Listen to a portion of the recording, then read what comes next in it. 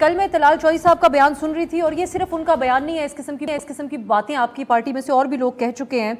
सो वो ये कह रहे थे कि अगर ज़रूरी है कि इंतखाबात शफाफ हो, जिसके ऊपर किसी का कोई सवाल ना उठे। उन्होंने कहा इस तरीके के इलेक्शन ना हो जो बाग में कश्मीर में जो हुआ है इलेक्शन, या कराची मेयर का जैसा हुआ। तो आप समझते हैं कि पीपल्स पार्टी ने धांधली की है इन दोनों इलेक्शंस के अंदर?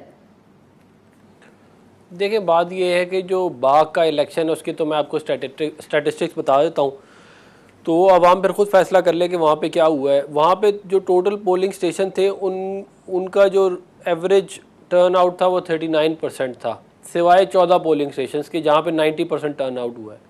अब 90% टर्न आउट जो है वो हमें भी मालूम है, बल्कि सबको सारों को ही पता है कि 90% टर्न आउट जो है वो नहीं होता किसी भी पोलिंग स्टेशन के ऊपर, ये तकरीबन नामुमकिन होता है। तो ये और जो है मामला दायरा है काफ़ी जो है वो मतलब कि गौर तलब था। अगर ये रिज़ल्ट निकाल दें तो हम 3000 वोटों से जीत रहे हैं वो सीट। कराची के जो मामला था मेयर का, उसके अंदर तो पाकिस्तान मुस्लिम लीग नून ने सपोर्ट किया है पीपल्स पार्टी के कैंडिडेट को, तो वो मेयर बने।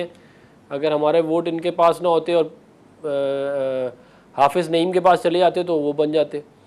तो ये दो बातें हैं जो हकीकत है, जिसको कोई डिनाई नहीं कर सकता।